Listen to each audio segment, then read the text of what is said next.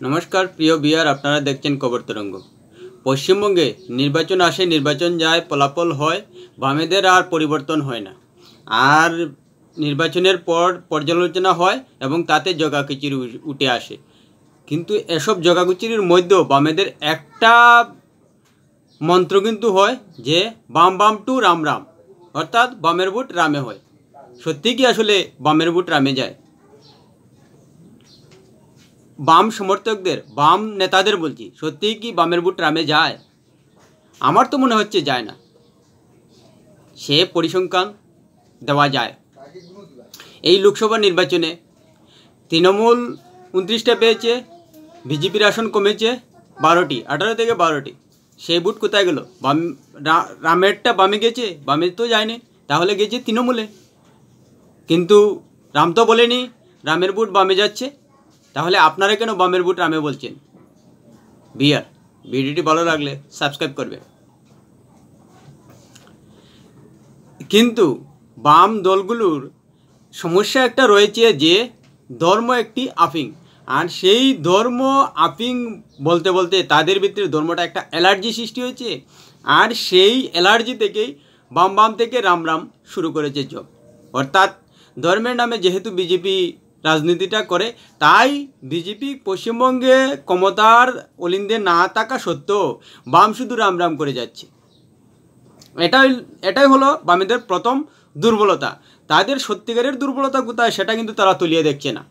শুধু অ্যালার্জির কারণেই বারবার রাম রাম রাম রাম রাম রাম বলে যাচ্ছে। কিন্তু রাম রাম বললে তো আর ভোটের রাজনীতিতে মানুষের ক্ষেত্রে দাঁত ফুটানো যায় না।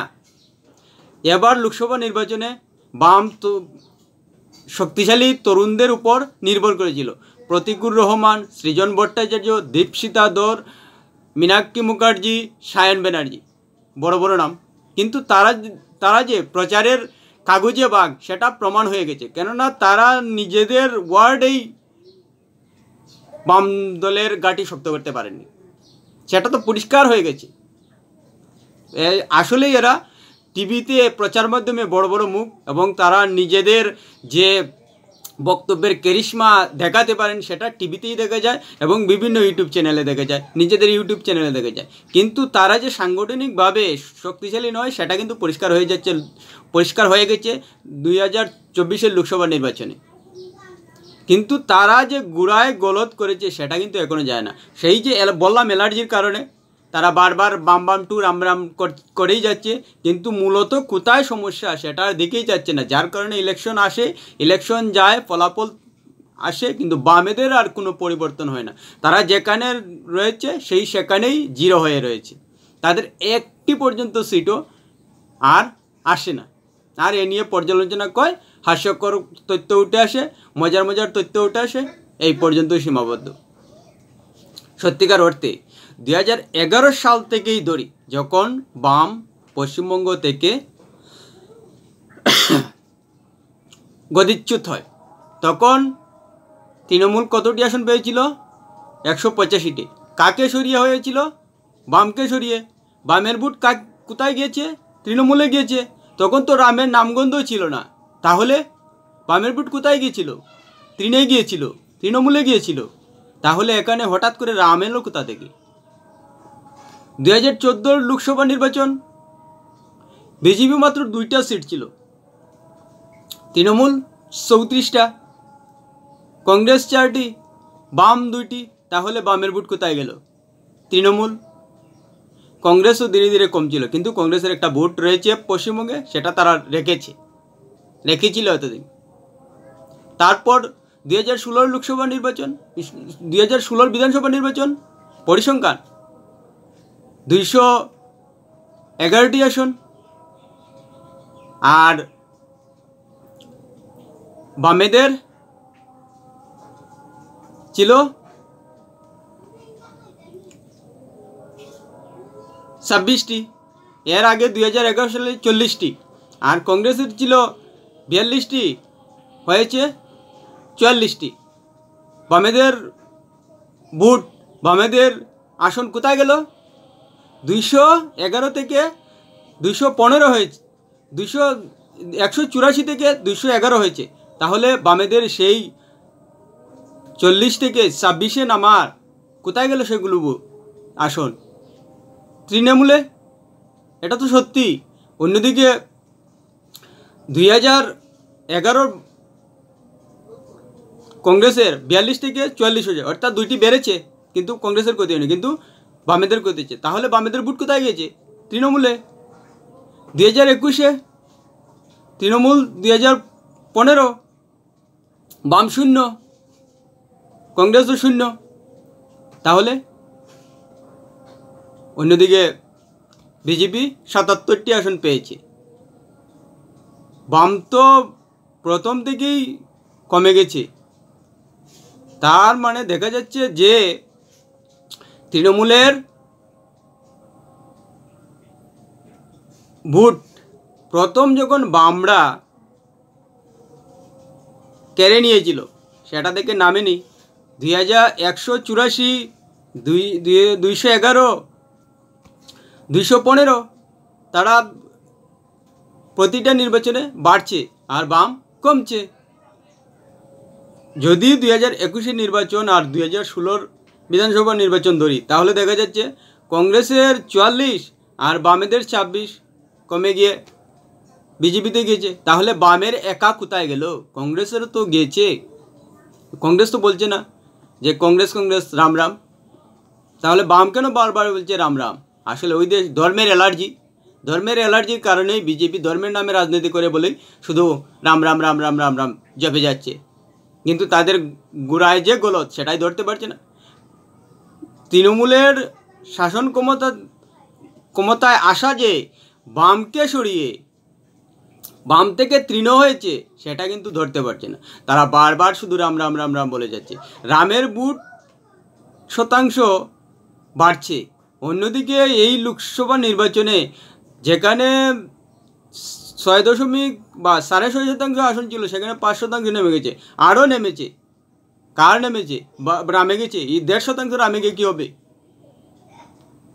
আপনাদের বেশি আসন জিততে হবে, সেখানে আপনাদের শাসককে টার্গেট করতে হবে। যেখানে শাসকের ভোট প্রায় 50%-এর কাছাকাছি, সে ভোট যদি আপনারা না আনতে পারেন, তাহলে রামের যে শতাংশ রয়েছে ভোট, সেগুলো এনে কি হবে? সেগুলো এনে তো আপনারা শাসনে জিততে পারবেন না, বেশি আসন জিততে পারবেন না। আপনাদের বেশি আসন জিততে হলে তৃণমূলকে সরাতে হবে। যে তৃণমূল আপনাদের সরিয়েছে এবং শাসনে এসেছে, সেই তৃণমূলকে সরাতে পারলে আপনারা শাসনে আসতে পারবেন এবং লোকসভায় বেশি আসন পেতে পারবেন। লোকসভা এবং বিধানসভা দুটি আসনেই যদি আপনাদের জোর দিতে হয়, তাহলে কিন্তু রাম নয়, শাসনে থাকা তৃণমূল কংগ্রেসকে হারানোর লক্ষ্য রাখতে হবে। যদি রামকে সাপোজ ধরলাম, বিজেপিকেই লক্ষ্য রাখুন, তাহলে কিন্তু কতটি আসন পাবেন? আপনাদের 26টা 40টি আসন পাবেন, বাদবাকি তো কংগ্রেসে চলে যাবে।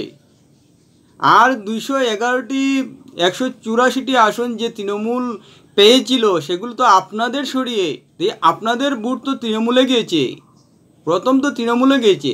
সেই ভোটগুলো যদি না আনতে পারেন, তাহলে শাসনের স্বপ্ন দেখা মানায় না। আপনারা বিরোধী থাকার জন্য কি রাম রাম বলে যাচ্ছে? রাম তো এখনো শাসনে আসেনি, তাহলে রামের দলকে টার্গেট করছেন কেন? আসলে অ্যালার্জি, আপনাদের যে একটা অ্যালার্জি রয়েছে ভোট নিয়ে ধর্মের নামে, সেটাতেই বিজেপিকে টার্গেট করছেন। আসলে বিজেপিকে টার্গেট করে অন্ততপক্ষে পশ্চিমবঙ্গে আপনাদের কিছুই হবে না, কারণ পশ্চিমবঙ্গের ভোটার তৃণমূলের কাছে গিয়েছে বাম থেকে। 33 বছর শাসন করার পর তৃণমূল সিঙ্গুর এবং নন্দীগ্রাম আন্দোলনের মাধ্যমে সিপিএম যে পশ্চিমবঙ্গে একটা অরাজক পরিস্থিতি সৃষ্টি করেছে এবং নৈরাজ্য সৃষ্টি করেছে এবং হতাশা সৃষ্টি হয়েছিল, সেটা কিন্তু পরিষ্কার হয়েছিল। যার কারণে সিপিএমের প্রতি তিতিবিরক্ত হয়ে মানুষ তৃণমূলকে সরকারে এনেছিল এবং বামের ভোট তৃণমূলে গিয়েছিল বলেই তৃণমূল সরকারে আসতে পেরেছিল। আর যদি আমরা বিজেপির দিকে তাকাই বা রামের দিকে তাকাই, তাহলে দেখব 2014 লোকসভা নির্বাচনের পর পশ্চিমবঙ্গে যেখানে বিজেপির সারা গন্ধ ছিল না, সেখানে কিন্তু ধীরে ধীরে জমি শক্ত করেছে। এবং কেন করেছে? 2014 সালে কেন্দ্রে নরেন্দ্র মোদী সরকার এসেছে এবং একটা হাওয়া তুলেছিল। সেই হাওয়াটা কিন্তু পশ্চিমবঙ্গের মানুষ বিভিন্ন সোশ্যাল মিডিয়ার মাধ্যমে ইউটিউব চ্যানেলের মাধ্যমে এবং বিভিন্ন টিভি চ্যানেলের মাধ্যমে বুঝতে পেরেছিলেন যে কেন্দ্রের মোদী সরকার একটা বড় পদক্ষেপ নেওয়ার ক্ষমতা রাখে এবং নিচ্ছে। আর এজন্যই আপনারা ভাববেন না যে পশ্চিমবঙ্গের সব মানুষ শুধু রাম নামে অ্যালার্জি নয় বলেই এখনও পশ্চিমবঙ্গে বড় বড় ধর্মীয় উৎসব পালিত হয়, ধর্মীয় সংগঠন রয়েছে। তাই আপনারা যতই অ্যালার্জি বলুন, কিন্তু মানুষের মধ্যে যে একটা ধর্মের ভাব রয়েছে এবং ধর্মীয় রাজনীতিকে সমর্থন করেন, সেটা কিন্তু 2014 সালের পর নরেন্দ্র মোদী ক্ষমতায় আসার পর ধীরে ধীরে আবার পশ্চিমবঙ্গের ভোটারদের মধ্যে এসেছে। যার কারণে 2019 লোকসভা নির্বাচনে পশ্চিমবঙ্গে রীতিমতো চমকে দিয়েছে বিজেপি 18টি আসন নেওয়ার পর। দিলীপ ঘোষ হয়তো একটা সাংগঠনিক দিক দিয়ে ফ্যাক্টর হয়েছিলেন, কিন্তু আমার মনে হচ্ছে যে নরেন্দ্র মোদীর যে দক্ষ প্রশাসন নীতি, তার জন্যই পশ্চিমবঙ্গের মানুষ যে ধর্মের নামে অ্যালার্জি বোধ করেন না, তার জন্য বিজেপির প্রতি ঝুঁকেছেন। যদি সত্যি বাম বাম রাম রাম হতো, তাহলে 2011 আগে থেকেই বিজেপি পশ্চিমবঙ্গে শক্তিশালী হতো, কিন্তু হয়নি। হয়েছে 2014 সালের লোকসভার পর প্রধানমন্ত্রী হিসেবে নরেন্দ্র মোদী প্রধানমন্ত্রী হওয়ার পর। পয়েন্টগুলো খেয়াল করে দেখুন। নরেন্দ্র মোদী প্রধানমন্ত্রী হওয়ার পরেই কিন্তু পশ্চিমবঙ্গে বিজেপি দাঁত ফোটাতে শুরু করেছে, এবং যখন দ্বিতীয়বারের জন্য তিনি প্রধানমন্ত্রীর মুখ হয়ে প্রচারে নামলেন, পশ্চিমবঙ্গে রাতারাতি বিজেপির আসন বদলে গেল এবং 2021 সালের লোকসভা নির্বাচনও একেবারে কামাল করে দিয়েছে বিজেপি। এখানেই বলা যায় যে ভোট বিজেপি পাচ্ছে, সেটা কিন্তু 2024 লোকসভা নির্বাচনে কিন্তু কমেনি, বেড়েছে। অর্থাৎ বিজেপির সেই ভোট পার্মানেন্ট হয়ে গেছে বলা যায়। কেননা ধর্মের নামে পশ্চিমবঙ্গের একটা বৃহৎ অংশের মানুষের যে অ্যালার্জি নেই, সেটা বিজেপির পকেটে যাওয়ার মাধ্যমেই পরিষ্কার হয়ে যাচ্ছে। তাই বাম বাম রাম নাম বলে কখনোই বামের অস্তিত্ব দেখা যাবে না পশ্চিমবঙ্গে। সে ধর্মের নামে আপনাদের যতই অ্যালার্জি থাকুক, কিন্তু রাম রাম জপে কখনোই বাম বাম হবে না, সেটা একেবারে পরিষ্কার বলে দেওয়া যায়। বরং তৃণমূলকে টার্গেট করে, শাসককে টার্গেট করে পশ্চিমবঙ্গের সরকারের যা দুর্নীতি, যা অরাজকতা, যা হতাশা, যা বিশৃঙ্খলা শুরু হয়েছে, সেটার বিরুদ্ধে যেভাবে বিজেপি শুভেন্দু অধিকারীর নেতৃত্বে একের পর এক সংগ্রাম করে যাচ্ছে, সেই সংগ্রামটা যদি বামেদের মধ্যে দেখা না যায় তৃণমূলের বিরুদ্ধে, তাহলে কিন্তু কোনো অবস্থায় বামেদের ভোট ফিরে আসবে না। বামেদের ভোট বেশিরভাগই গিয়েছে তৃণমূলের কাছে, যার কারণে তৃণমূল শাসনে আসতে পেরেছে। আর সেই ভুলটাই যদি বারবার করে যায় যে টার্গেট তৃণমূল নয়, টার্গেট রাম, তাহলে কখনোই বাম পশ্চিমবঙ্গে আসবে সে স্বপ্ন দেখার কোনো মানে নেই। এটাই পরিষ্কার হয়ে যাচ্ছে যে পশ্চিমবঙ্গে বিজেপি যে শক্তিশালী হয়েছে নরেন্দ্র মোদীর দক্ষ প্রশাসনের কারণে, এবং নরেন্দ্র মোদী যেভাবে প্রশাসনকে কঠোর হস্তে সুশৃঙ্খলভাবে পরিচালনা করছেন, সেই জন্যই পশ্চিমবঙ্গের ভোটার রামের দিকে ঝুঁকছেন এবং আরও শক্তিশালী হচ্ছে বিজেপি। আর এই অবস্থায় দাঁড়িয়ে যদি রামকে আটকানোর স্বপ্ন দেখেন বামরা, তাহলে কোনো অবস্থায় তৃণমূলকে সরানো তাদের সম্ভব নয়। তৃণমূলকে সরাতে হলে তৃণমূলকে টার্গেট করতে হবে, রাম রাজ্যে শাসক নয়। তাই রামকে টার্গেট করে কখনোই শক্তিশালী হওয়া যায় না। যদি রাম নিশ্চিহ্ন হয়ে যায়, তাহলেও 40টির আসন যুক্তি বলছে পাবে না বাম। কেননা 184 থেকে 200টি আসন বাম থেকে তৃণমূলে গেছে। তাই যদি 200টি আসনের টার্গেট বা 150 আসনের যে সংখ্যাগরিষ্ঠ আসন পশ্চিমবঙ্গে রয়েছে বিধানসভায়, সেই টার্গেট পূরণ করতে হয়, তাহলে কিন্তু তৃণমূলকে টার্গেট করতে হবে। না হলে কোনো দিনই শাসনে আসার স্বপ্ন বামেদের পূরণ হবে না। আর যতদিন মোদি রয়েছেন ততদিন বিজেপির যে আসন রয়েছে পশ্চিমবঙ্গে সেগুলো থেকেই যাবে, তা কোনোদিনই পূরণ হবে না।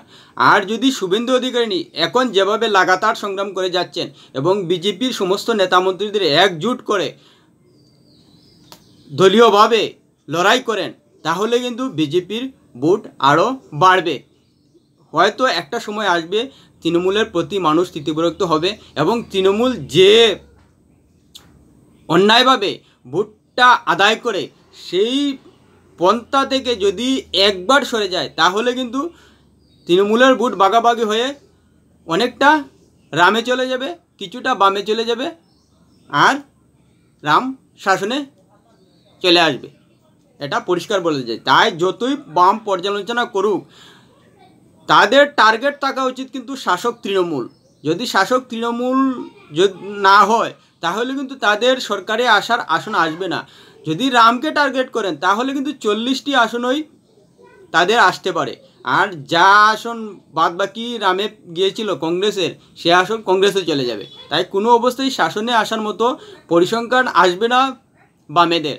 শাসনে আসতে হলে যে সংখ্যাগরিষ্ঠতা রয়েছে 150টি আসন, সেটা আনতে হলে কিন্তু তৃণমূলকে টার্গেট করতে হবে, তৃণমূল থেকে চিনিয়ে আনতে হবে। না হলে কখনোই স্বপ্ন দেখা উচিত নয় বামেদের। সে যতই পর্যালোচনা করুন আর যতই কাগজে বাঘ নির্বাচনী লড়াইয়ে নামিয়ে দিন, কোনো কাজ হবে না। 33 বছর সরকারে থাকার পরও যদি এইসব বিষয়ে না বুঝতে পারেন, তাহলে বামেদের শূন্য থেকেই বাম বাম রাম রাম করতে হবে, এছাড়া আর কোনো কিছুই হবে না, এবং 000 থাকতে হবে। ভিডিওটি ভালো লাগলে লাইক শেয়ার কমেন্ট করবেন।